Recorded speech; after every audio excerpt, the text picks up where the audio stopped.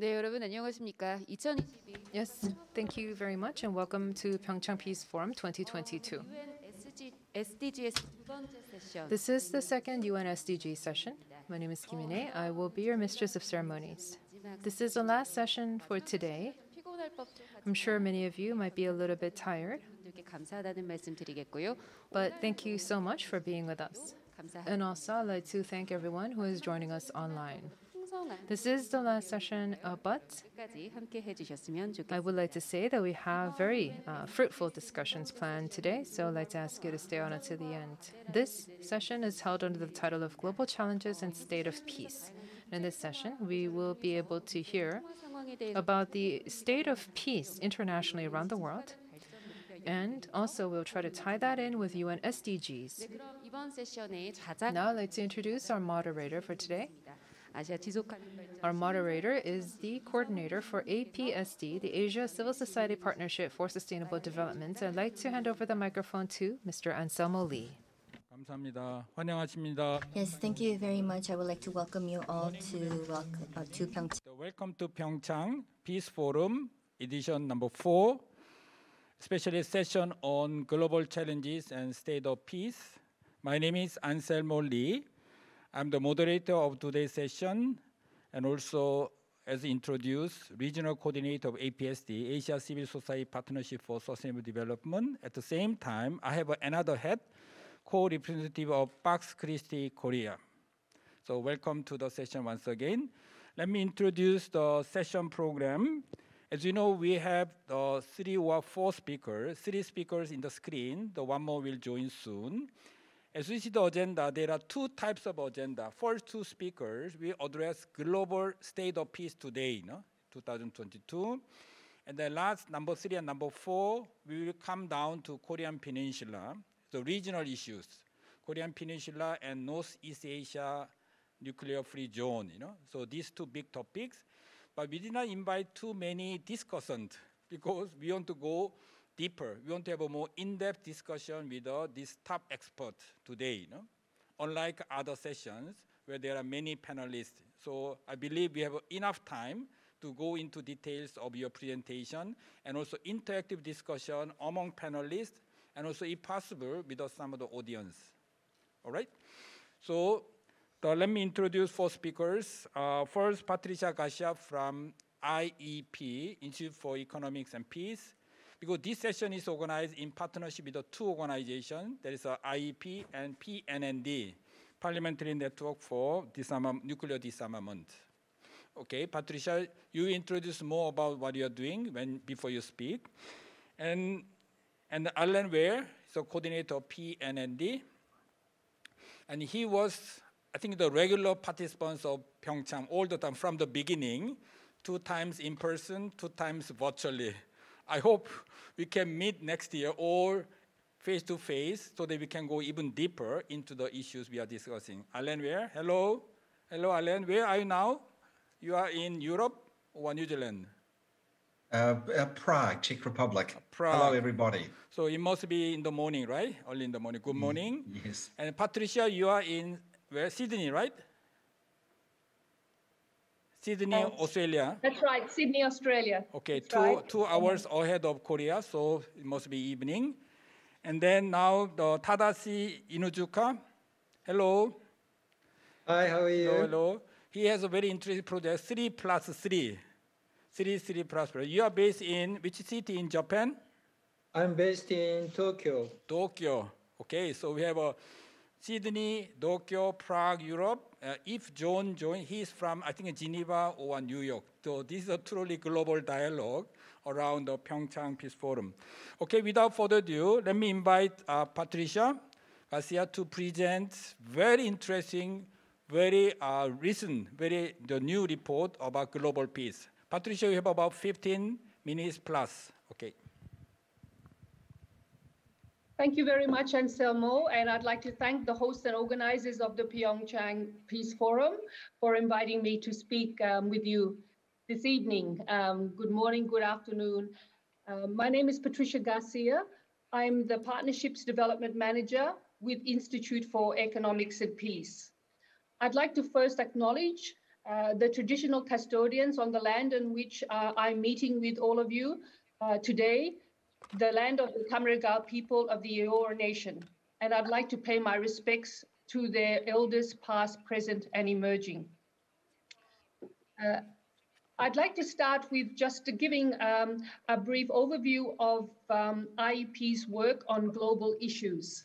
And I'd just like to start with sharing some slides.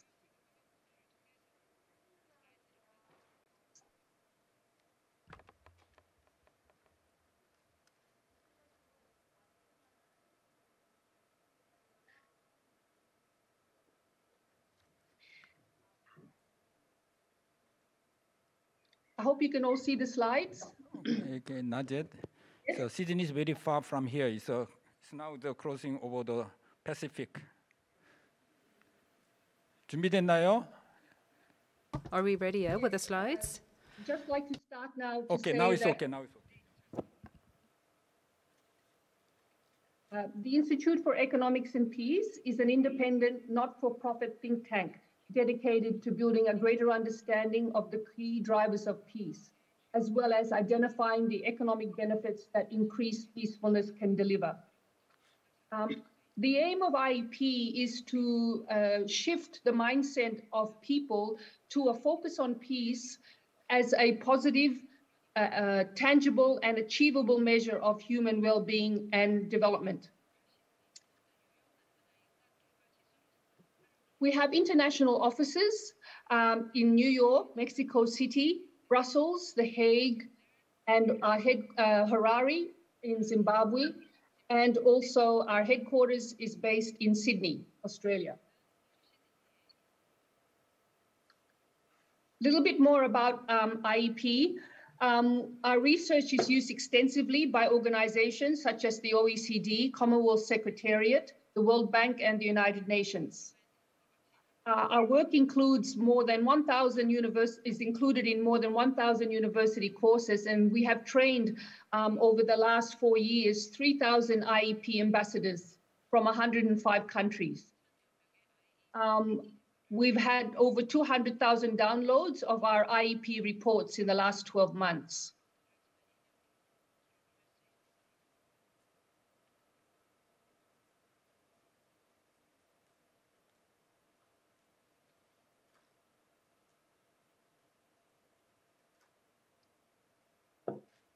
Focusing on our research, I'd like to just start by talking a little bit about our research and our key research reports being primarily the groundbreaking Global Peace Index.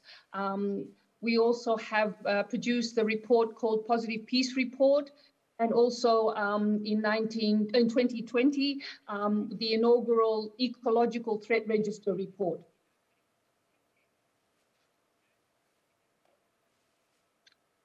Starting with the Global Peace Index, we have our recent 2021 Global Peace Index.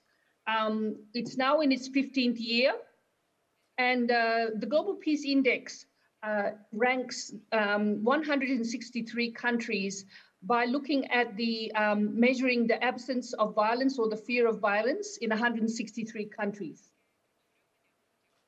We use 23 indicators which are weighted on a 1 to 5 scale, and 1 being the highest level of peacefulness, to 5 being the lowest level of peacefulness.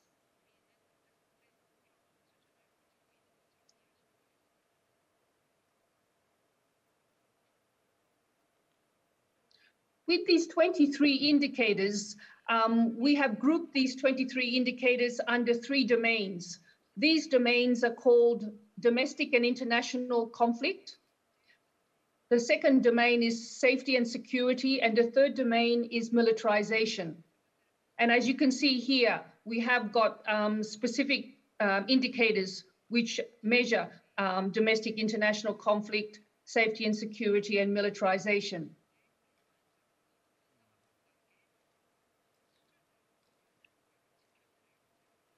I'll go back to just the details of our first report, the Global Peace Index. And just to highlight some of the key findings of our 2021 Global Peace Index. The key findings of the Global Peace Index 2021 showed that peacefulness, this is overall on a global scale, peacefulness deteriorated slightly between 2020 and 2021. We had an increase in violence between 2020 and 2021, an increase in militarization, particularly money spent on armaments and on personnel. We also had a deterioration in internal security and crime. What was most interesting as well in the GPI 2021 index was that we had an increase in violent demonstrations and political instability between 2020 and 2021, as well as less deaths from internal conflicts and less deaths from terrorism. Overall, peace has deteriorated since 2019 until now, relatively in a small way, not in a big way, but in a small way.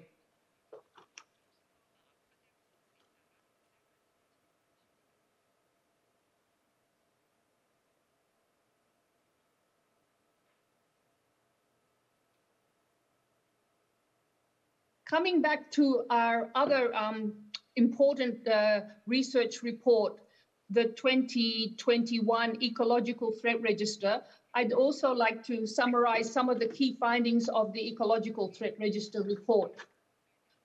The Ecological Threat Register report, we call it the ETR, aims to show both exposure to ecological threats, as well as the ability of a nation to deal with ecological threats.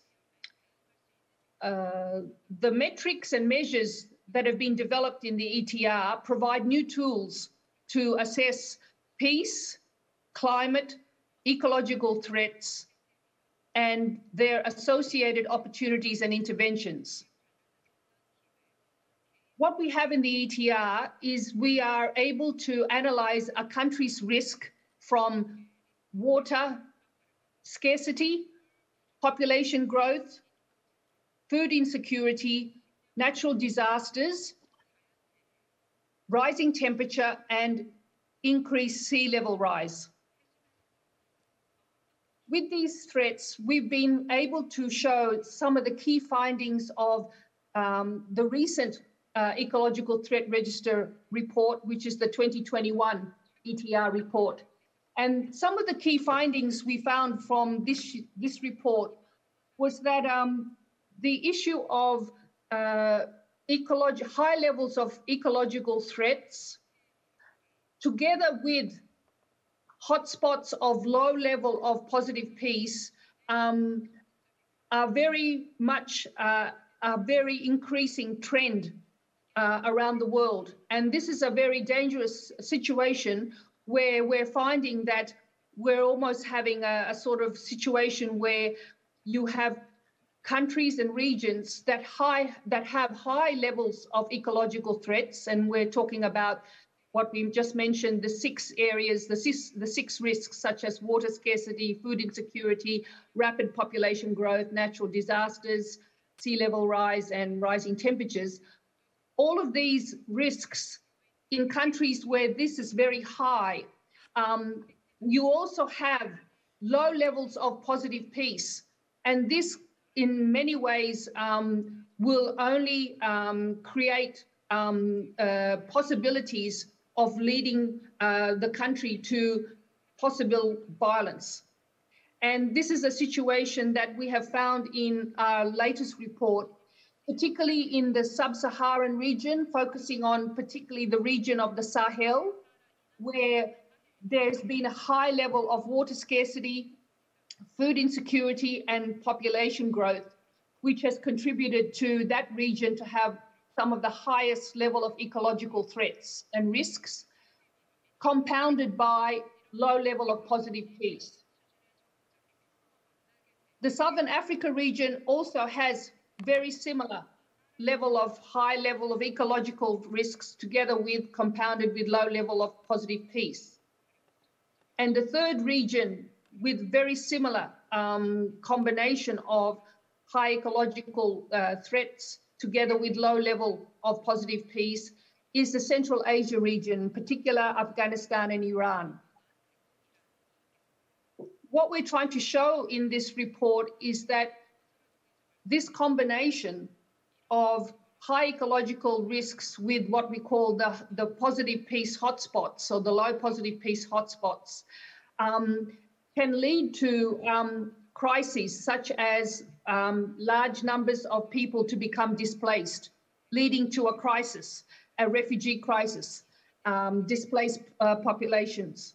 And this can also have what we call a contagion effect on other countries that normally would not have been susceptible to any crisis as a result of forced displacement and increased numbers of refugees flowing into other countries and neighboring countries. The important lesson we want to get from this report is that if we can work on building community resilience, socio-economic resilience of a community and a country, this will have an effect to be able to help that community or that country manage those ecological risks and be able to adapt to the shocks that the country is facing, and eventually to help it to prevent future conflict and crisis.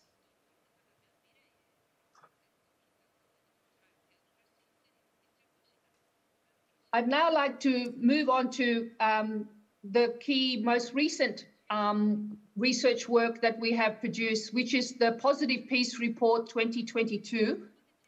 And this report was just produced and launched last month. I'll just move on to, sorry about this, positive peace.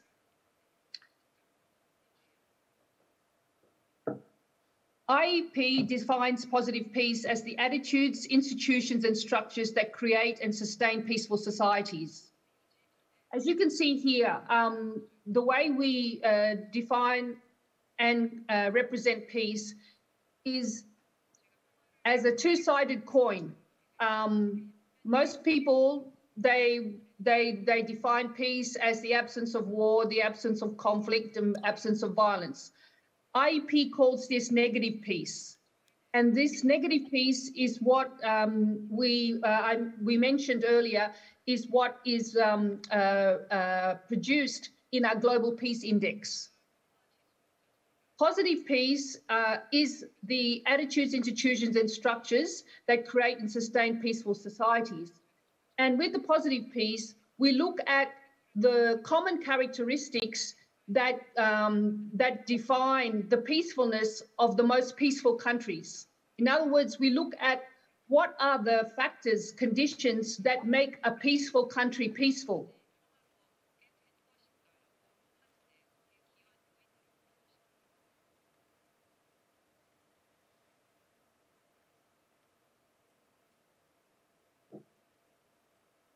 How we did this is we've developed what we call the Positive Peace Framework, or the 8 pillars of positive peace. This is a set of interrelated factors or pillars that together in combination are able to contribute to building positive peace. And the 8 pillars of positive peace are well-functioning government, equitable distribution of resources, free flow of information, high levels of human capital, good relations with neighbours, acceptance of the rights of others, low levels of corruption, sound business environment. We find with these 8 pillars that we are able to provide the optimal environment for human potential to flourish. Some of the benefits of increasing positive peace leads to stronger resilience, better environmental outcomes, as well as environmental management outcomes. And we also have high measures of well-being,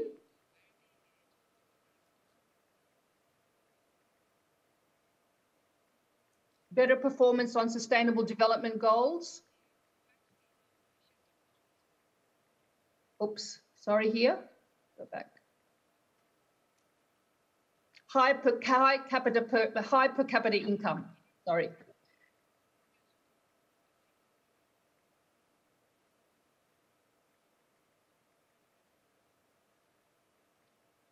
We use a systems thinking approach when we work on positive peace. In other words, positive peace operates systemically. Through stimulating each of the pillars, the whole of the system is stimulated. Positive peace can be used to measure emerging qualities of a system as well as sunsetting qualities. Positive peace is an excellent example of resilience. Through stimulating each of the pillars, the whole system is stimulated. Systems operate through feedback loops, encoded norms, and a steady state, not through causality. Systems are not static, they have momentum. Positive peace measures the momentum. I'd like now to look at the Positive Peace Report specifically in some of the key findings we found from the Positive Peace Report 2022. This report is now in its 8th year. With the Positive Peace Report, we have also ranked 163 countries on their Positive Peace score using 24 indicators weighted on a 1 to 5 scale, similar to the Global Peace Index.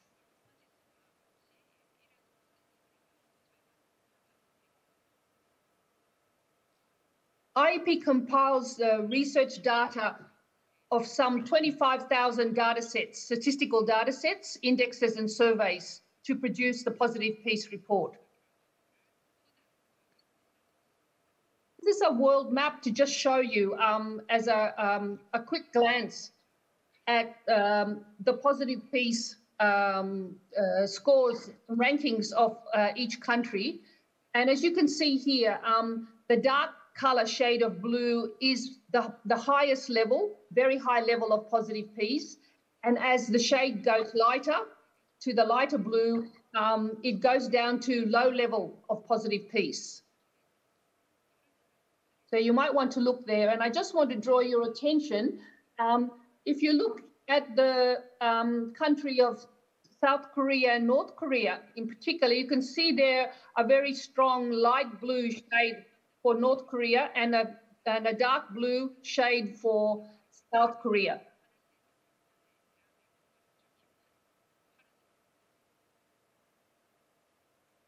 The key findings of the Positive Peace Report showed that positive peace improved 2.4% globally in the past decade, and 126 countries became more peaceful while 37 deteriorated.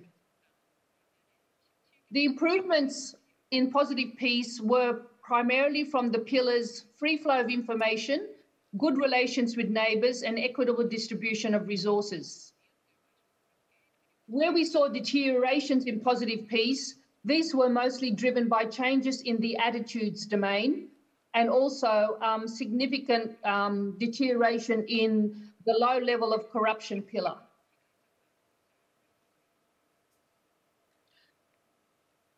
In the last decade, we found that Syria and Libya had the largest deteriorations.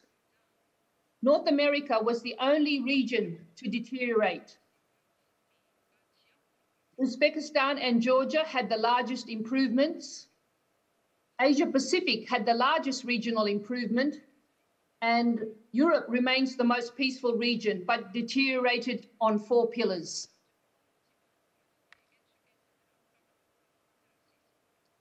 The top 10 positive peace nations, as you can see here,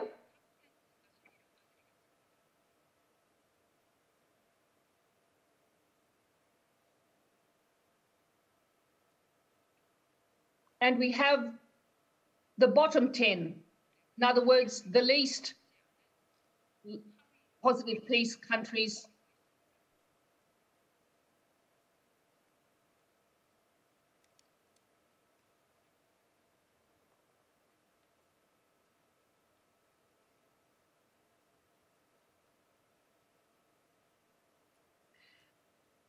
what I'd like to do is just make some reference to the positive peace the trends and scores with South Korea and North Korea. South Korea ranks 19 in the Positive Peace Index in 2020. Since 2020, the rank has increased by 5 places. In terms of pillars, sound business environment was the most improved pillar. And the next most improved pillar was good relations with neighbors and free flow of information. The pillar which deteriorated was well-functioning government. This is for the overall scores of positive peace with South Korea. Looking at the indicators that influence these the scores of positive peace, international tourism was the most improved indicator of positive peace, which contributed to the improvement of good relations with neighbors.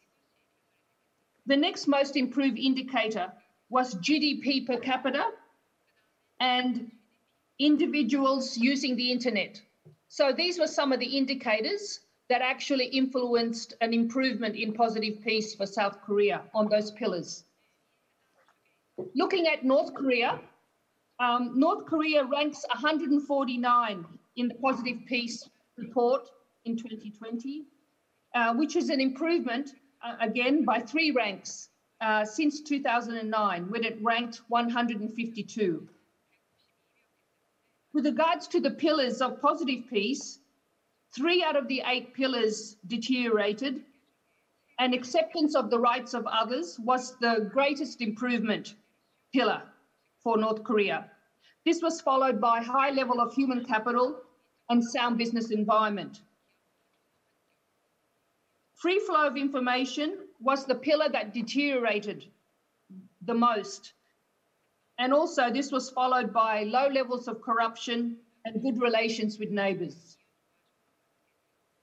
I thought it would be good to focus on the positive peace trends and scores of South Korea, North Korea, because as a theme of this PyeongChang Peace Forum is to end the war in Korea, one of the things we could do is how we could build the socio-economic resilience and positive peace of South Korea, North Korea, to be able, therefore, to ensure that we are going to be able to have a more peaceful society.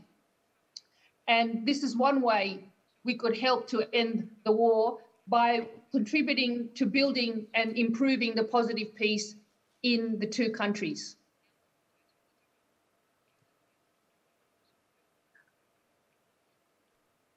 How we use our positive peace research.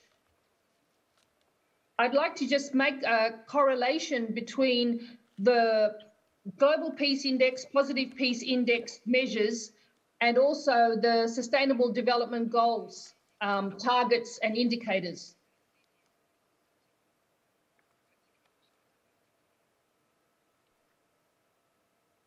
There's a strong correlation between the Global Peace Index and Positive Peace Index measures and the 12 targets of the SDG 16, which is the goal of peace, justice, and strong institutions.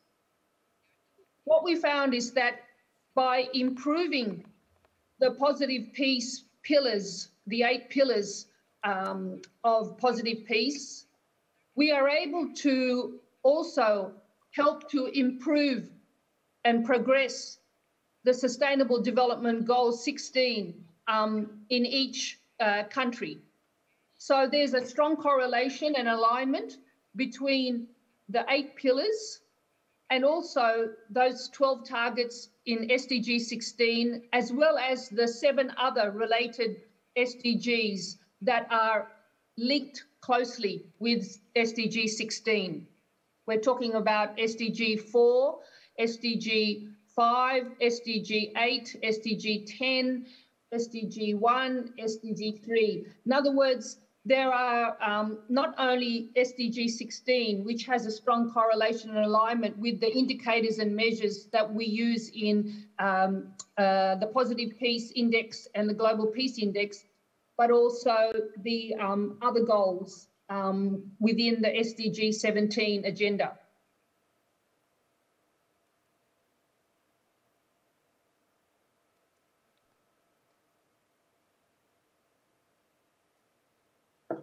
Together with IEP's research, IEP also conducts peace education and training, especially with the delivery of positive peace workshops, the IEP Ambassador Program, and online academies, such as the Positive Peace Academy and the Religions and Peace Academy.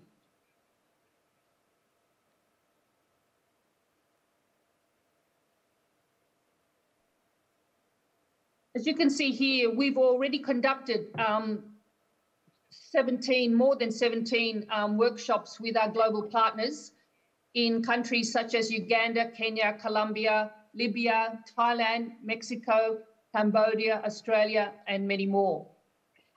We have trained 1 million people on positive peace, and we have, as mentioned earlier, trained over 3,000 IEP ambassadors in 106 countries. The online academies, in particular, the Positive Peace Academy and our Religions and Peace Academy, which was launched last year, provides a free short online course to give an introduction on positive peace. The Religions and Peace Academy was a collaboration between IEP and the Religions for Peace, which is the world's biggest coalition of interfaith groups. And IEP and Religions for Peace produced the Religions and Peace Academy as a free, short online course that looks at the links between religions and peace and how religions can contribute to positive peace. I'd like now just to finish with just showing you how you could get in contact with us. For those of you who would like to get involved more with IEP, we have our information, particularly all our reports and our publications are available for free and can be downloaded on IEP's website, visionofhumanity.org. Thank you. Okay, thank you, Patricia. Let's give a big hands to Patricia. Let me say this part in Korean. Patricia 선생님 너무 감사합니다. Thank you very much, Patricia, Garcia. I gave you some more time than was actually allotted to you in the schedule because I understand that you were giving the presentation on behalf of Mr. Alyn as well because you are both from the same organization. So we wanted to give you sufficient time to explain the activities at IEP. If we go to the exhibit in Jeju, there is an award there. I believe there is a museum there and there is a wall there on peace. And my understanding is that they use data from IEP, but it just says Peace Index and Global Peace Index, and not necessarily about IEP. I wanted to better share with people here that IEP is really involved in all of these different efforts because they're working on the data that can really tell us in measurable terms how positive peace and different peace-related activities are going up or down, and this is very important information. And these reports are coming out each year, so they can be very helpful for us. So let's go to the second speaker. He's not academic anymore. So now the action, the advocacy action, the Alyn WARE, the PNND coordinator. Could you please introduce briefly about PNND, and then you can explain about your activities, particularly your priorities 2022. Alyn, you have about 10 to 15 minutes, please.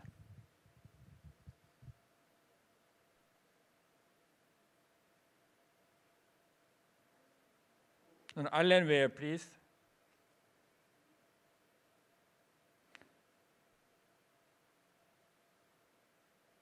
Yes, right, that's correct.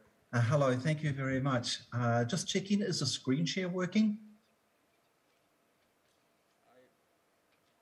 Do you see my PowerPoint? Not yet. I believe it's coming soon.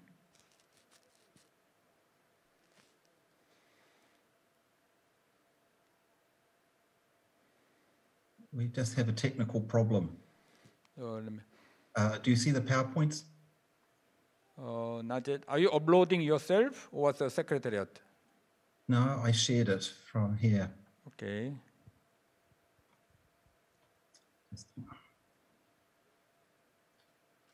Okay, now it's okay. Yeah, it's okay now.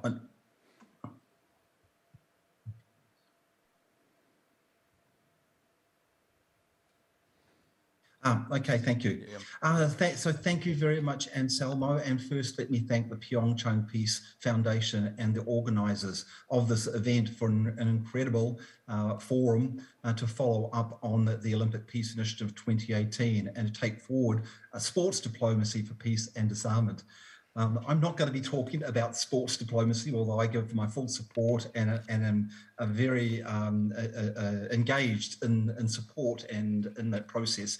But I'm going to be talking about nuclear disarmament, common security and sustainable development. The topic of my talk is from nuclear threats to human security, turning back the hands of the doomsday clock.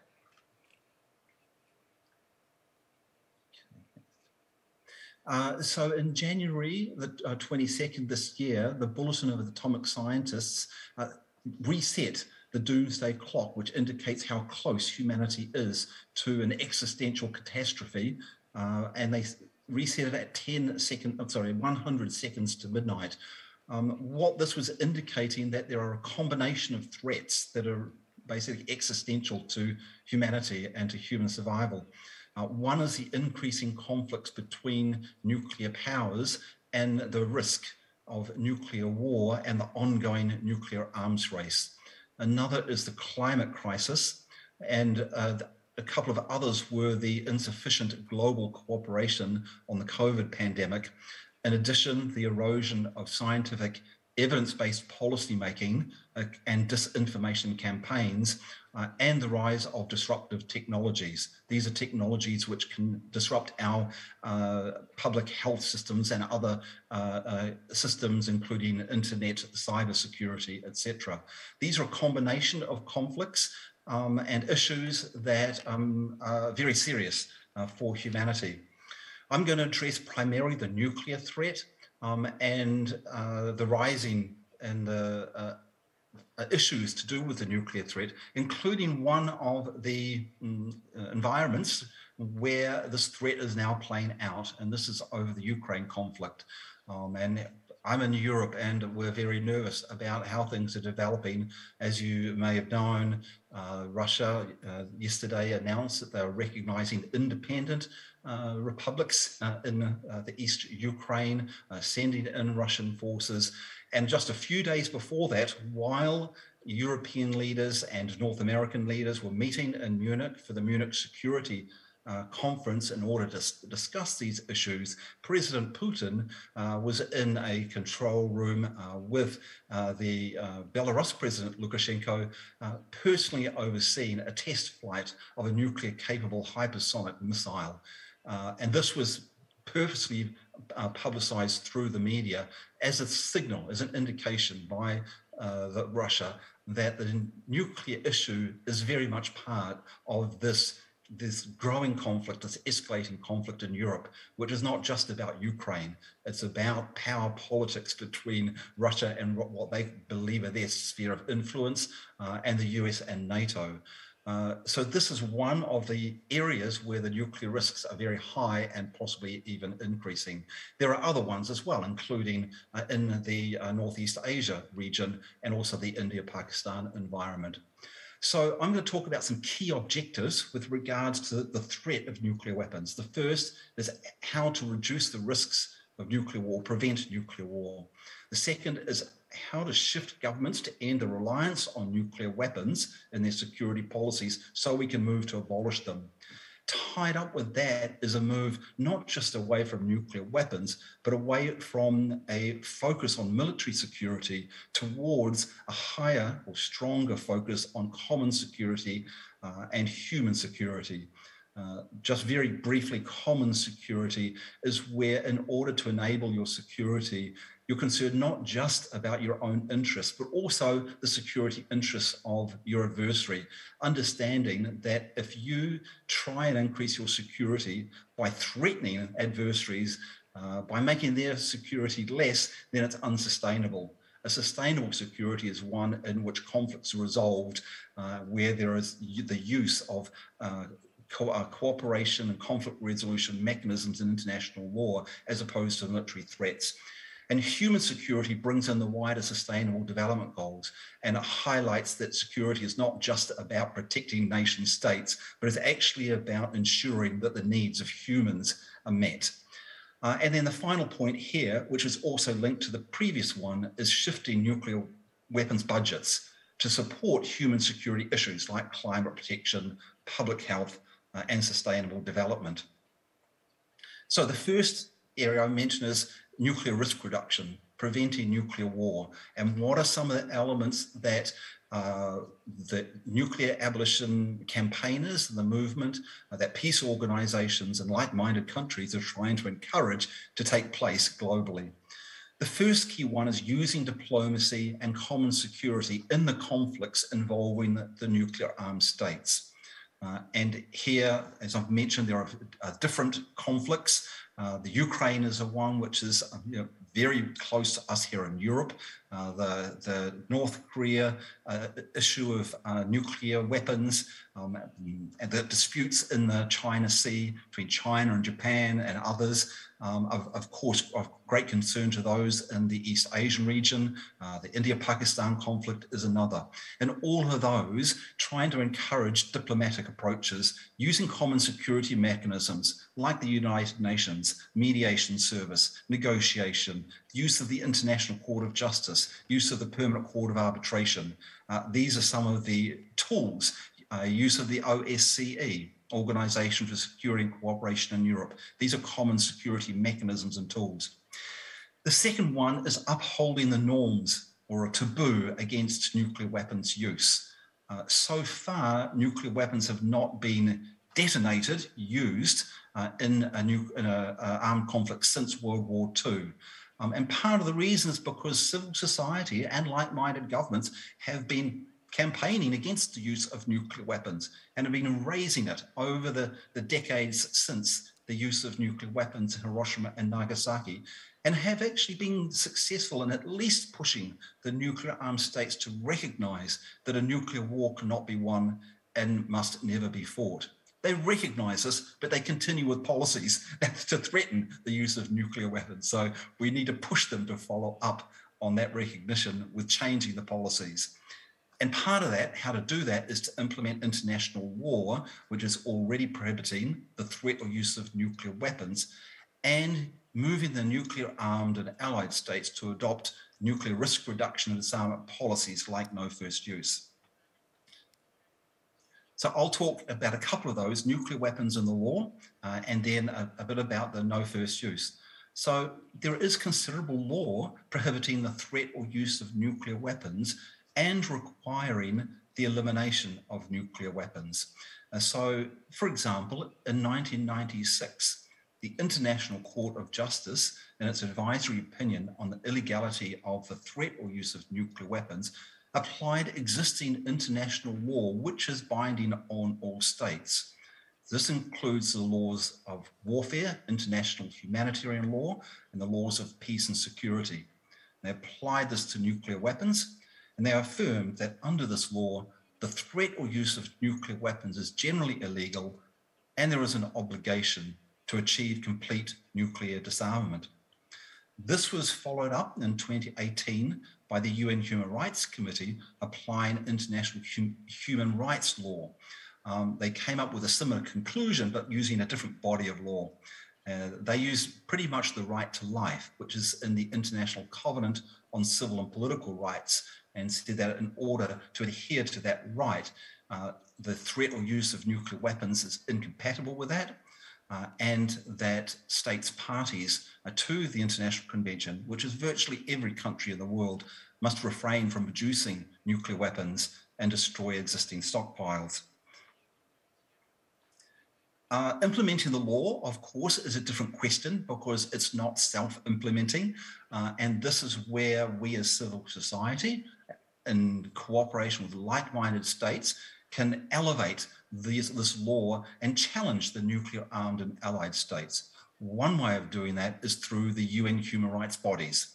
So since the 2018 affirmation that the threat or use of nuclear weapons is a violation of the right to life, some organizations have been following that up by taking direct challenges to nuclear-armed and allied states when their turn comes up for review under the human rights treaties.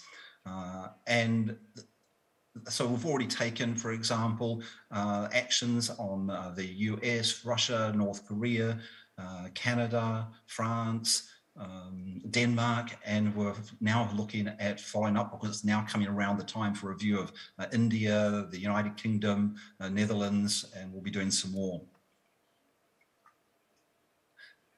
The value of doing this is that if the human rights bodies pick up on key questions or key comments or key recommendations in the civil society statements to them and put those to the nuclear-armed states, the nuclear-armed states have got an obligation to reply, respond, and to address, how they are bringing their policies in line with the law.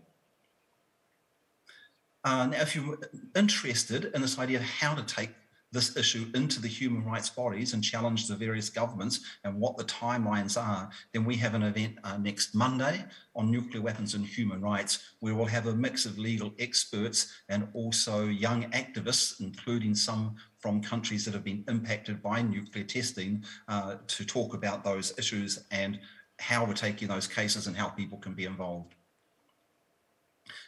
Now, the next question I mentioned is reducing the risk of nuclear war taking place as an interim step before we can move the nuclear-armed states to agree to the complete elimination of weapons. And no first use policies are a very important step. What no first use means is if we can move a nuclear-armed state to accept this and advance a no first use policy, it means that they're saying that they will not initiate nuclear war in a conflict. And this is very important. If all of the nuclear-armed states agreed to this, then it's very much less likely that a conflict would turn into a nuclear conflict. This can be done unilaterally. China has already adopted a unilateral no first use policy. It can be done bilaterally. China and Russia have adopted a mutual no first use policy where they won't use nuclear weapons against each other. Why not push US and Russia to adopt a mutual no first use policy and ensure that they don't start a nuclear war against each other? We can also push all the states parties to the Non-proliferation Treaty, the nuclear armed states parties, to adopt something through the Non-proliferation Treaty. These are some mechanisms. There's a lot of traction now building for the idea of no first use, including in the United States, where there are bills in the Senate and in the House of Representatives. The Organization for Security and Cooperation in Europe Parliamentary Assembly has adopted resolutions for this, and there are many civil society initiatives with thousands of supporters, including former heads of government, former foreign ministers and defense ministers, supporting this idea of no first use as an interim measure to ensure we don't have a nuclear war and to pave the way then for negotiations to eliminate nuclear weapons. So then looking at if we can get the nuclear armed states to agree to eliminate nuclear weapons, how might that happen?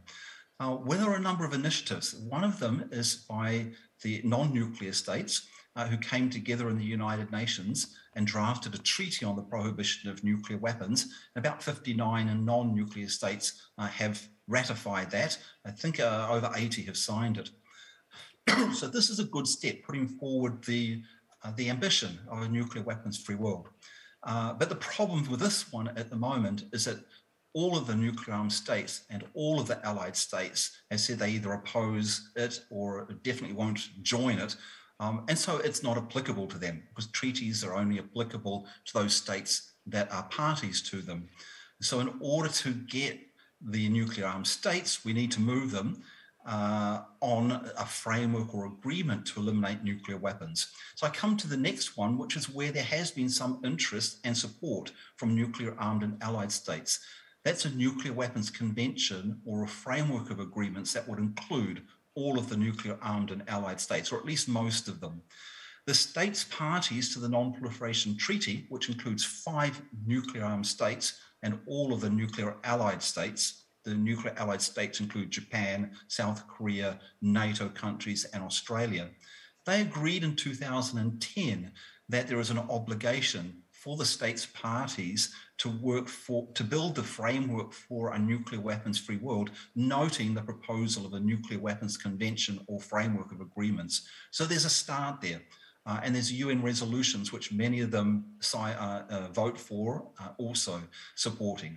Not all of the nuclear armed states support the UN resolutions, but there has been support also, as I mentioned, through the Non-proliferation Treaty. So there's an opening there. But in order to move them to actual negotiations, we have to move further on encouraging these nuclear armed states to replace nuclear deterrence with common security.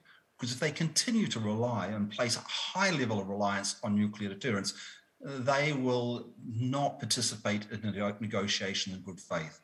So how do we do that? We need to emphasize that these conflicts and security issues can be resolved through common security mechanisms. Nuclear deterrence is not necessary to provide your security. But we also need to build the connections with the other security issues. I mentioned the human security issues. These are primarily expressed and advanced through the Sustainable Development Goals. So one key initiative is to get nuclear disarmament into the next round of the Sustainable Development Goals, the 2030 to 2045 Sustainable Development Goals. So this initiative has come from Hiroshima, from the Hiroshima Prefecture. They've got a lot of support now for this. And this is one way to build more cooperation between the nuclear disarmament movements and the sustainable development movements, because it's beneficial to both. Nuclear disarmament is beneficial to sustainable development, and sustainable development is beneficial to building the idea that we can have security without relying on military threat or use of force, and particularly not nuclear weapons. So one key expression of this connection between sustainable development and nuclear disarmament is this handbook, which was produced for parliamentarians primarily, but is valuable for everyone. And this is Assuring Our Common Future, Disarmament for Security and Sustainable Development. It builds off the report that the UN Secretary General released in 2018, which was called Securing Our Common Future, a disarmament agenda, which made the connections between disarmament and sustainable development. What this handbook here does, which is online, so you can access it anywhere there, is it gives a summary of what's happening in the international sphere, the UN processes on disarmament and sustainable development. It gives examples of good policies that have been adopted by governments, quite often through parliamentary action. It gives other recommendations for how to advance this, particularly through parliamentary action.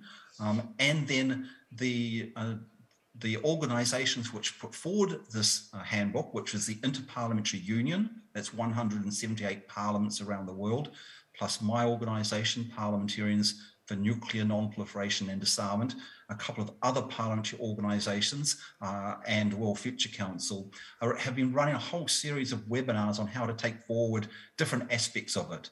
Disarmament for public health, disarmament for sustainable development, controlling small arms and light weapons, nuclear disarmament and human security.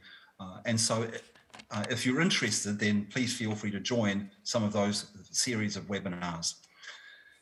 And then I'm now look more closely at what is this connection between the SDGs and nuclear disarmament. The primary connections is what we call the climate nuclear disarmament nexus, the connections between climate action and nuclear disarmament. One of these is the budgets. $100 billion a year is being spent on nuclear weapons. This money is required to address the climate crisis and finance the SDGs. The second is that both climate crisis and nuclear disarmament and nuclear weapons have impacts that are trans-border and transgenerational. And what that means is that they require international cooperation and the building of common security. That there is importance to engage youth because this is affecting future generations. There are other connections as well. And so the development of these connections helps to build cooperation between the climate campaigns, the nuclear disarmament campaigns, and particularly the youth campaigns in both of those. And we're doing a lot of work on that. One aspect of that, as I mentioned, is moving the nuclear weapons money from the nuclear weapons to sustainable development to climate action. So there's a global campaign which was established by International Peace Bureau, the Interparliamentary Union, World Federalists, World Future Council, and others, which has three key aspects to the campaign: cutting the nuclear weapons budgets, ending investments in the nuclear weapons industry, and that could be investments by governments, by banks, by pension funds, by individual investors, by universities. And here is just an example that 4 governments have already adopted policies to stop their public investments in the nuclear weapons industry. And then shifting those budgets and investments to instead support climate stabilization, public health, and sustainable development. And I just put one example there is a bill in the United States, invest in cures before missiles. And so cures, not ICBMs, which in nuclear weapons is intercontinental ballistic missiles. So that's a campaign to take that forward. And finally, all of these are coming together in an appeal, or an open letter, which anyone can support, which has those 4 key aspects: ending the nuclear arms race, stopping the production of nuclear weapons, shifting those budgets from the nuclear arms race to support public health, climate, phasing out the role of nuclear weapons, and committing to a time frame for the elimination of nuclear weapons. Thank you very much for giving me the opportunity to explore these connections between nuclear disarmament and sustainable development, to give some idea of some of the initiatives which are taking this forward. And here are some of the key organizations which are working cooperatively. There are many others, but these are some of the ones that are advancing these particular initiatives. Thank you very much. Okay, thank you, Alyn. Let's give a big hands to very good articulation of the legal, political, and institutional framework about the issue of denuclearization. We have received the 2 presentations. The first one was about more monitoring data where we are today, in terms of the Global Peace Index and the positive. And there is a similarity, connection already between these 2 presentations: ecological threat, and then nuclear, and then the climate and nexus. That's what we are trying to do, linking different initiatives to find the common ground for our common action. With this global input, now we are going to more specific issues. Now back to Korean Peninsula and Northeast Asia. So we have 2 presentations. The first, let me invite Tadashi INUZUKA. He has been working and researching on the issue of how to denuclearize not only Korean Peninsula or Northeast Asia region, which is very challenging. You have about 10 to 15 minutes, Tadashi. Could you please use your PowerPoint? And then followed by the Jonathan Frey from Geneva. He's also going to present his own ideas. We have only so we have 2 input from Japan and Geneva, and then we have an interactive discussion about denuclearization in Northeast Asia, of course, globally. Are you ready? Yes, I'm ready. Yes, please. Thank you very much for giving me this great chance of talking about Northeast Asia nuclear weapon-free zone, which we've been working, together with Japanese parliamentarians and South Korean parliamentarians for a while. Can you see my presentation on the screen? Oh, yes, now it's okay. Yeah. Great. Yeah, it's okay. Great. So I was elected upper house member in Japan. My constituency was in Nagasaki. And that's why I know that all the kids in Nagasaki, elementary school, middle school, high school, during their summer vacation on the 9th of August, they have to come to the school just one day to have a peace education. That means they listen to Hibakusha's experience, and they discuss how do they go about how to create the world without nuclear weapons. And this has been going on for past 76 years.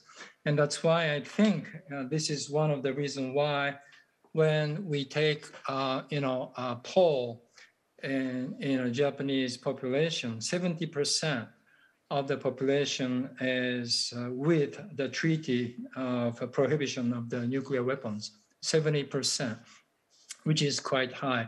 However, at the same time, when I talk to some people in Nagasaki, even in Nagasaki, there are people who wants to push for the nuclear Japan. I think this is the same as any other country, that there are people who are willing to risk in such direction. So what we are trying to do is to go for the very, very specific international treaty called 3+3. And we started the coalition to support this international treaty with a cooperation with the Sejong Institute in South Korea and University of Nagasaki Research Center for the nuclear abolition. So let me start. This is a photo of Korean Peninsula demilitarized zone, and 3 bars are flying over the fence. Come to think of it, the Berlin Wall fell at the end of the Cold War, but the 38th parallel is still dividing Koreans 76 years after the end of World War II. We are the Coalition for 3+3, a program of the World Federalist Movement Institute of Global Policy, inaugurated July the 7th last year.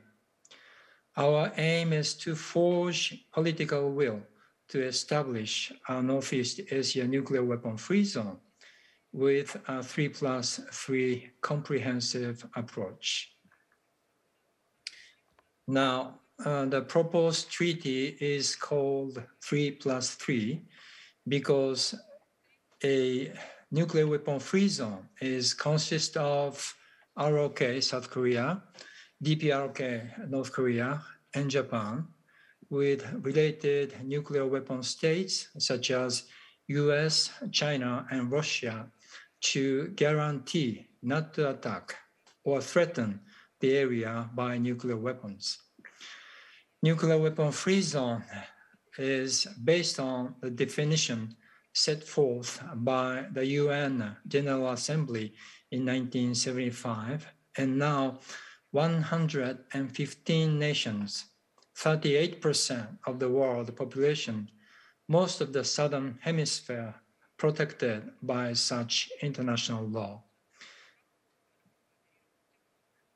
Now, following photos of Korean demilitarized zone are borrowed from National Geographic magazine. The 4-kilometer wide, 250-kilometer long, heavily guarded demilitarized zone. The wire fence is illuminated at nighttime, guarded by military powers, and becoming a symbol of US-China Cold War and a serious nuclear threat. North Korea, China, and Russia to the north, and South Korea, US, and Japan to the south. The Northeast Asia is still in a state of war. On the other hand, when we look at once divided Germany, now the border between the East and West became the line called the German Green Belt. Once It was a symbol of US-Soviet conflict. Now it is a symbol of peace and German unification. And the area has been kept as a wildlife sanctuary. We believe now is the time for nuclear weapon-free zone, nuclear weapon-free Northeast Asia, by establishing a nuclear weapon-free zone with a comprehensive approach called 3+3. Now, a recent example of the elements of a comprehensive approach is shown here. The 3+3 approach starts with the termination of Korean War, mutual declaration of a non-hostile intent, economy and energy cooperations, establishing permanent regional security council, and establishing a Northeast Asia nuclear weapon-free zone. We, as a World Federalist Movement Institute for Global Policy, has a successful experience with CICC, which is Coalition for International Criminal Court, to coordinate efforts between civil society and politicians for past 25 years. And this is where I came to have experience, between politicians and the civil society really coordinating. Because as you know, most of the politicians are like department stores. Their interest is scattered in every areas. So they need to have a support from specialized civil society, focused on one area, which we have a very successful experience in 2007 ratification of the International Criminal Court by Japanese government. Now, the coalition for 3+3 started to mobilize members of parliamentarians of both ROK and Japan to forge political will necessary to start this process. Our short-term goal is the ROK and the Japanese government formally express its willingness toward Northeast Asia nuclear weapon-free zone. You don't have to do anything, but not either ROK or Japanese government or both government at the same time officially announce their intention to seek for such a possibility. And that's the short-term goal we are looking into. And once such an intention expressed by a government within the zone, it's been taken up to 35 years in case of Tlatelolco, South America and Caribbean nuclear weapon-free zone for the treaty to coming into force. It takes a long time. It may take a long time for such confidence-building process, but come to think of it, it is an effort of just one generation. With your supports and help, we believe we can achieve such sustainable peace in Northeast Asia. Thank you very much. Thank you very much, Tadashi Junuka. I'm also very happy to see your title, WFM, the World Federalist Movement. I don't know whether you remember, we had the first PyeongChang Peace Forum 2019. Bill Pace, that time executive director of WFM, he came, he was one of the co-organizers of first PyeongChang Peace Forum. I really hope all four of you, I know the Jonathan, the next speaker, and then Alyn, we were together 2 years ago visiting the DMZ, 2 years ago. But last year, we were not able to go there because of coronavirus. I really hope next year, Patricia with Tadashi, let's go to DMZ, and then there we can also follow up discussion and concretize your ideas of 3+3 at the front of the DMZ. Great. Okay. Thank you for your idea. Okay, and also, as I said, I have another head of Pax Christi Korea. We also joined the campaign for ratification of TPNW, we urge Korean government to sign and ratify, but as you know, it's not that easy. You know? So we need to continue to build a bigger coalition, stronger coalition, to make sure that not only South Korea, Japan, North Korea, all the sign TPNW. You know? So let's continue out of this session. Okay, now the last but not least, Jonathan Frey, he is representing Pax Christi International. He was 2 years ago to join this PyeongChang Peace Forum. So now you have also about 10 minutes to share your idea about the denuclearization in Korean Peninsula and also Northeast Asia. Please. Thank you, Anselmo. Is my audio coming through? Your PowerPoint? Not yet. Can you hear my audio? One, yeah, 2, yes, 3, 4, it's 5. loadable. Yes, okay, yeah. We can hear you, no problem. Please Okay. go ahead. Thank you very much. Since time is short, I'll stick quite closely to my prepared remarks, which are about 10 minutes. And I thank the previous speakers. It's been great to listen to you. I think you've laid a great banquet of ideas for peace building. It really fits together well. I, in fact, wanted to propose a diagnosis of our situation based partly on your work and a bit of a prescription for building peace on the Korean Peninsula in the context of a Northeast Asia nuclear weapon-free zone.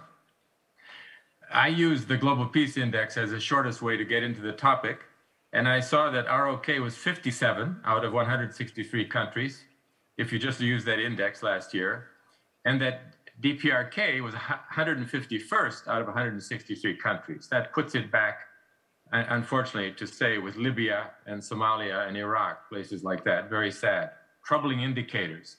So what is the diagnosis? Well, for the diagnosis, I turned a little bit to the Secretary General's Our Common Agenda. And what stood out for me was the idea of security on 3 levels: human, national, and collective, liberating the world from nuclear weapons through non-use, and then regulating new types of weapons, especially autonomous weapons. I think we need to start thinking about those in the same breath as nuclear weapons. Attacks on civilian policies, and then a very beautiful one, put women and girls at the center of security policy. When will that happen on the Korean? What a place for it to happen. Then I also noticed the interesting concept about public goods and public bads, and how when you're low on high on public bads, you really have risks for warfare and harm.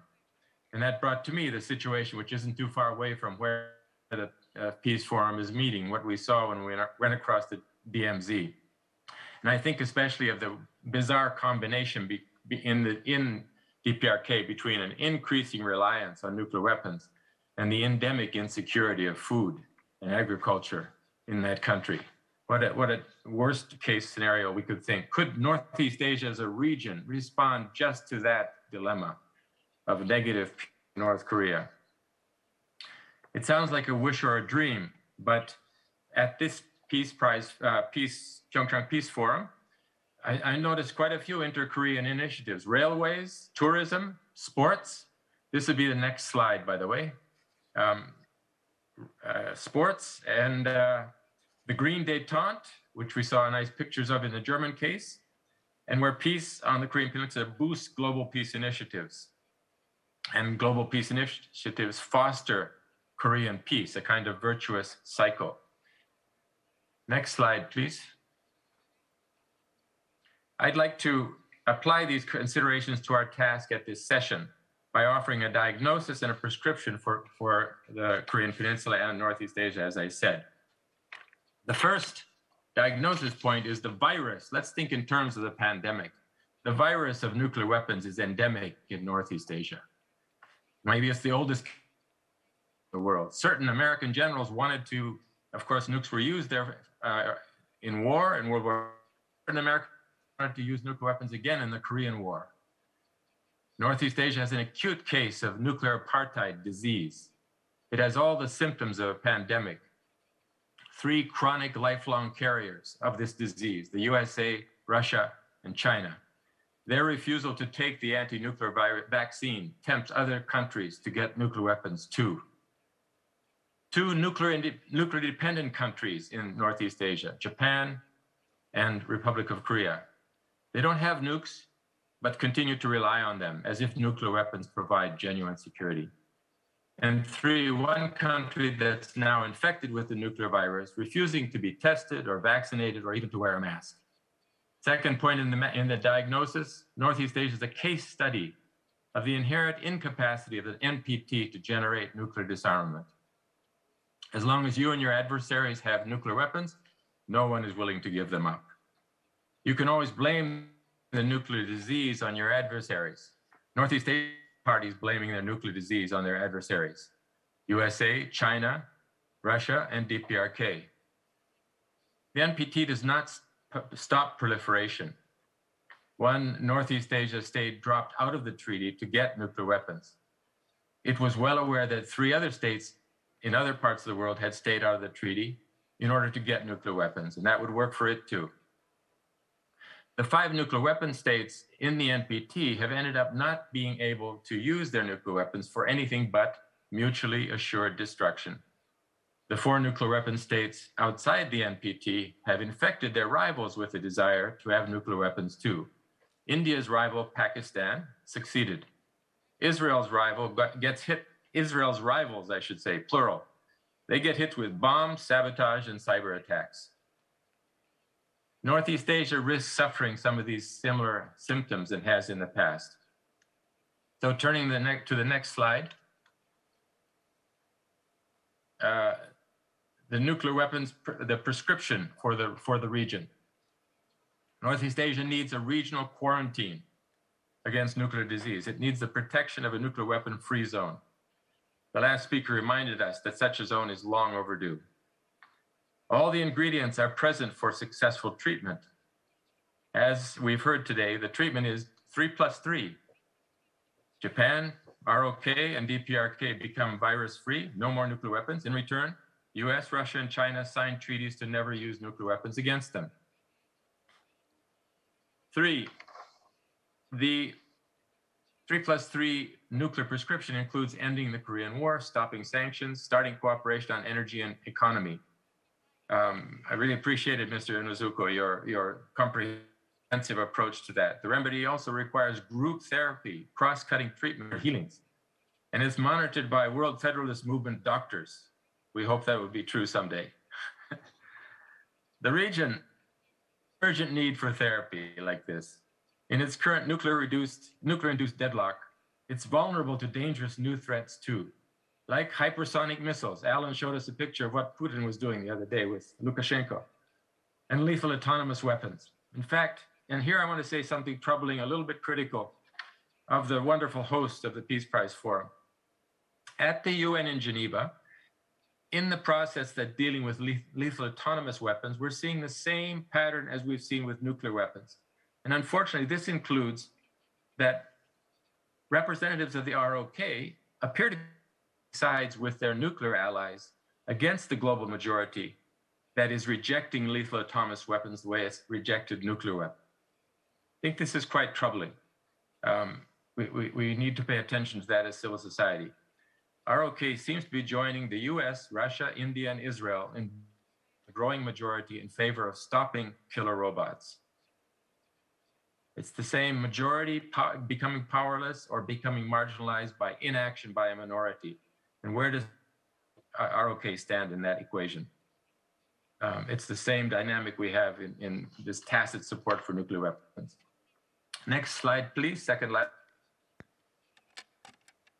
Majorities are the key, as I've been saying, to this anti-nuclear prescription. The medicine of overcoming nuclear weapons works with and for majorities. In 2017, 122 countries joined forces to negotiate the Treaty on the Proliferation of Nuclear Weapons, Prohibition of Nuclear Weapons. 86 countries have already signed that new accord. More are joining it month by month. The other regions where nuclear weapons have been used, almost used, or tested, have already protected themselves from further nuclear harm by forming nuclear weapons. We saw the map a few minutes ago. In Latin America, all the way up to the US border, in South Pacific, in Southeast Asia, all of Africa, Mongolia, and Central Asia.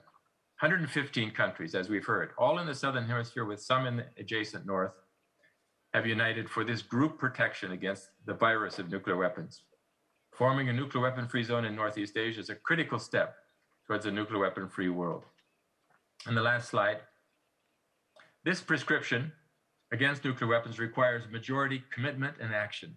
Strength in numbers is essential for multilateral nuclear disarmament. The UN General Assembly and UN General Secretaries have provided far more leadership towards nuclear abolition than the UN Security Council or the P5. The path towards nuclear-free Northeast Asia leads through Seoul, Tokyo, and Pyongyang. Northeast Asia has to show the way to Washington, Moscow, and Beijing.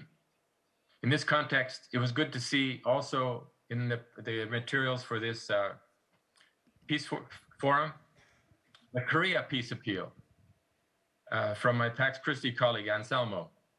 The appeal goes well with the prescription offered above. It says, conflicts don't get resolved with weapons, but with dialogue and cooperation. Invest in human security and the environment. Establish peace step by step in Korea, in the region, beyond. Thank you. Okay, thank you, Jonathan. Let's give big hands. I really enjoy, of course I was a moderator, really high quality of the presentation and discussion, because you are touched upon the key issues which are all very much interconnected, and your articulation and very practical suggestion make this session really rich and then very useful and meaningful. But unfortunately, we don't have much time left, about 10 minutes. So I want to put some questions to all of you. So we have about 2 or 3 minutes to answer some of my questions, and also between the speakers. The one question is, as you know, 3+3, as Jonathan mentioned, outside Northeast Asia, we have already nuclear-free zones, Central Asia, and Mongolia, and ASEAN. So Northeast Asia is a missing link. So my question to Tadashi is, how can you work together with already declared nuclear-free zone, Southeast Asia, Mongolia, Central Asia? That's my question. How can we broaden? Because we need to bring the more, the allies together to achieve the Northeast Asia zone. And another question was the role of youth. This afternoon, I was another session, youth session, about Youth Peace Agenda 2030. There we discussed again DMZ. As you know, DMZ is one of the 5 topics of PyeongChang Peace Forum. And there is a concrete proposal to make a DMZ, International Peace Zone. This is already addressed by President Moon Jae-in at the UN General Assembly. Still this agenda on.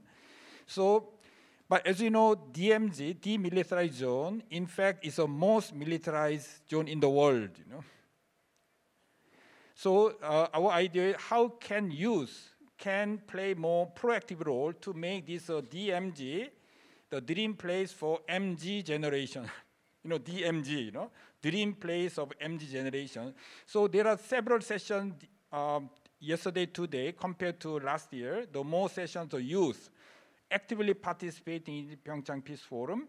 So my suggestion to Alyn and others, how we can mobilize or encourage youth to play more proactive role, in this nuclear campaign or positive campaign. Just for your last comment. Lastly, Patricia, you mentioned briefly about, the IEP produced very interesting report, Positive Peace, and Global Peace Index, Ecological Threat, and also you mentioned about religion and peace. As you know, religion can play very important role in peace building, but in fact, religions are party to all the conflict, sometimes the cause of all the problems in many countries. So how you see the role of the religion in your report? Maybe you can elaborate a little bit about that aspect, religion and peace. Maybe also other speakers, you can also, especially Jonathan, you're working for WCT, World Council of Churches, and Pax Christi, which means ecumenical and interreligious. What religion can play more positive role for denuclearization and the peace building? These are some of the questions which came to my mind while listening to your very interesting presentation. So feel free to take 1 or 2 of my comment and question in your closing remark. So who wants to start first? Patricia, you want to do 2 or 3 minutes to concluding the remark? Yes, thank you very much, Anselmo.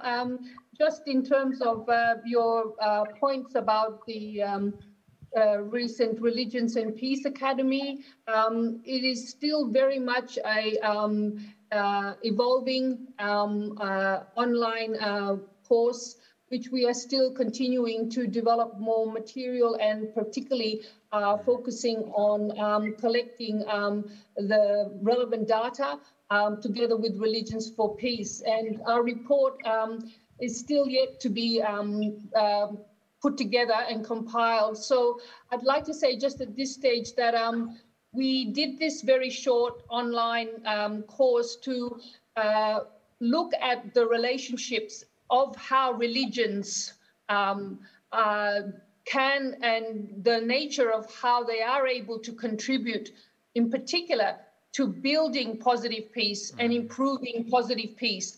And that is where we hope we're going to be able to develop a report on the positive peace aspects as against what we call the negative peace, which is the absence of violence or the fear of violence. So I think just to make it a bit clear, we're focusing specifically on the relationship between religions and how they can contribute to promote and build positive peace, which are the attitudes, institutions, and structures that create peaceful societies.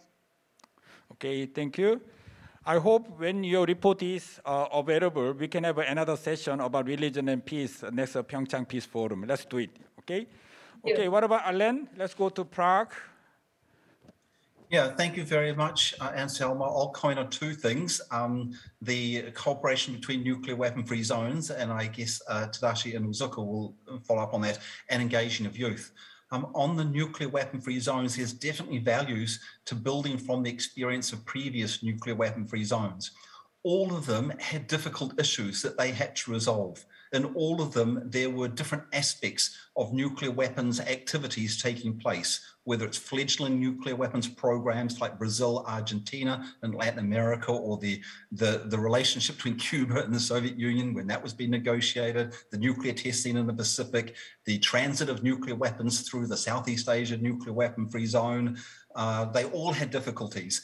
The way they overcome those was using some very creative ways of developing treaties. And I think that's where the 3+3 idea has come from, is it's a novel approach which is building from some of the ideas from previous, bringing in new ideas. So having the cooperation is really good to be able to learn from each other's experience.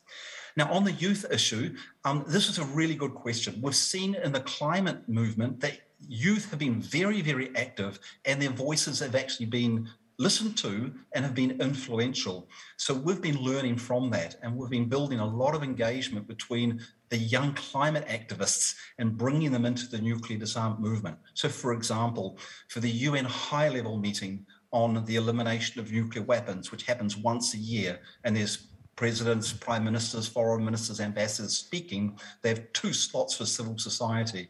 We encouraged the President of the General Assembly last year to ask 2 youth from the climate campaigns to speak about the connections between youth action, climate, and nuclear disarmament, and they did, and they were superb. We also brought student strike for peace campaigners in the United States together with Grannies for Peace to show it's not just about young people, it's about intergenerational cooperation.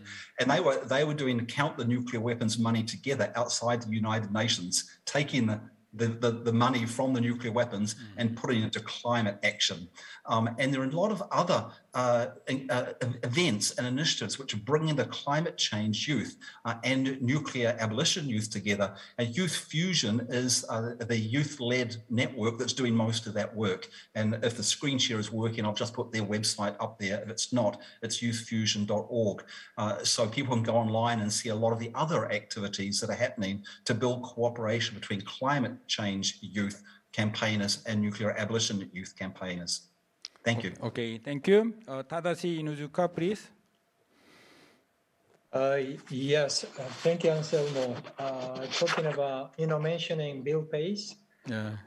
Bill has been, talking very, very highly about, PyeongChang Peace Forum for a long time in World Federalist movement. And your question of missing link, Northeast Asia nuclear weapon free zone, has been discussed for such a long time. In Japan, it was proposed in 1990s. And I think one of the key is we need to consider each nuclear weapon free zone should consider the history and regional situations, very, very heavily. For instance, we have a lot to learn from Mongolia, state, independent nuclear weapon free zone country. And luckily, the former president of the Mongolia became 3+3, one of the advisor, which is a very, very good, the situation. At the same time, South American, and Caribbean nuclear weapon free zone, of course, it's totally different. However, the key person, the Mexican diplomat, has been describing this, the really important nuclear abolition, first step as a very good example of our initiative. So what we are trying to do is to take advisors from all these nuclear weapon free zones in the world into advisory group, and we consult with them all the time.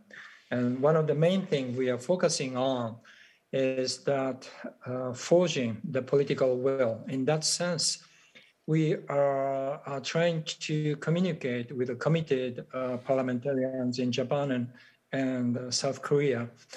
And we had already some meetings, inter-parliamentarians meeting on this particular issue. And next step will be that we visit each other face to face and try to understand and come to the agreement on the basic understanding of the 3+3 as a politician, and then to expand it and probably into Washington, D.C. So please, on the way, I'm sure our road will cross, and please help us achieving this great goal. Thank you. Okay, thank you very much. Jonathan, please. Yes, thank you. I'll just speak briefly to two of the points. On the thing about the nuclear weapon-free zones, as you were talking, Anselmo, maybe the Peace Forum would invite all the zones to a future session and really put the Northeast Asia situation on the line, because it brings all the nuclear issues into focus. And there's no better place to do it than so close to the DMZ. My understanding is, Alyn knows the process better than I do, but the times I've been to the nuclear weapon-free zone meetings, it's a pretty disparate group. They come from many, many places, and I think they need to be challenged to be united. And Northeast Asia is ground zero for the very they've all been motivated by in their own places. And it could be the sort of starch or the yeast that the move. There are many, many other aspects to that, but I like the idea that the nuclear weapon-free zones also need to look to the treaty prohibiting nuclear weapons, because that's the nuclear weapon-free zone of the whole world. And they're building it out. They're most of the signatories so far of the new treaty. On the religion thing, I don't know how many hours we have, but I think that the intersection between religious concerns and the kind of things you people have raised on this session are very, very real, and very compelling, and go both ways, always. I especially think the dialogue around positive and negative peace is a person can engage with theologically, morally, spiritually. And maybe there's more of that going on than I know, but it's always good to see you're relating to religions for peace. I say the same thing about the World Federalist Movement. I think that commitment to the common good is the single meeting point for people of faith and people who may not be of faith. But common good is something that speaks to all of us. And so I'm a Protestant, but I work for a Catholic group, Pax Christi, and I hold up the work of the current Pope and of the Vatican in recent years on the question of nuclear weapons, on the question of armed violence, on the question of our responsibility to each other. I think we can all be Catholics as long as this guy We can all be Catholic as long as this guy is Pope. He's really a blessing. And you can engage with that from no matter where you come. So our time is short to discuss the proof of a good meeting, Anselmo. Okay, thank you. You mentioned about Pope Francis. In fact, 3 years ago, I was in Nagasaki when the Pope Francis was visiting Japan. I still remember he said very clearly, possession of nuclear weapon is not only illegal, but it's immoral, you know. It's a very strong message, you know, he said from Nagasaki. But unfortunately, not many political leaders listen to him, you know. So that's why I think your suggestion is very important. Let's begin with the parliamentarian and youth who have open-minded about this idea. But those who are in the government, especially security field, they are still very, very conservative, you know. So I think we need to build more strong pressure from the grassroots bottom, you know. But good news is, yesterday, opening ceremony, you know who was the giving us the welcome remark? It was the President of National Assembly, you know. And also Park Byung-seok. And then before him, Jung Se-kyun was President of National Assembly. He was the leader of PNND South Korea, you know. So which means already leadership. And also Alyn, when he came to Korea 2-3 years ago, he met Jung Se-kyun, former President of National Assembly. In fact, that time we agreed to have a General Assembly of PNND in South Korea with the Korean nation. But because of coronavirus, everything postponed, you know. So let's renew this process. With the idea of 3+3, I really want to explore further. Can you have the youth leaders from these 3+3 countries, youth who have open-minded, and probably retired diplomat who has experience of this negotiation, bring them together to see how we can, the intergenerational learning and dialogue, you know, the youth and the retired diplomat. From there, I think we can really push this idea, 3+3. I really, you know, this 3+3, I want to really put that in the PyeongChang Peace Agenda so that we can really continue. So Corona is over, coming to an end, and we meet next year to concretize all these ideas. So thank you very much once again for your valuable contribution. I believe everybody enjoyed this conversation and with a very concrete idea. So we feel very empowered with you. Thank you. Let's give a big hand to all the panelists. Thank you. Okay, see you soon. 네, 감사합니다. 저희 Thank you very much. This was the UN SDG session 2. This was a very significant and productive discussion. I'd like to thank the moderator for leading us in this discussion. And of course, I would like to thank the panelists as well. We have had many experts and scholars here in this auditorium. We have prepared many different sessions. The experts, many of them, have come here physically to present, or if they couldn't, they also participated online and giving us their valuable time. There was also active participation from the participants, which is why we were able to have a very meaningful discussion here today. Once again, thank you to all the speakers, the panelists, the moderators, and the participants.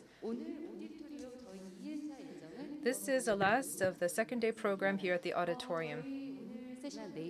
This is the last of the program for today, but tomorrow we have the special thematic session and the closing ceremony. I'd like to ask you for your continued participation. Thank you.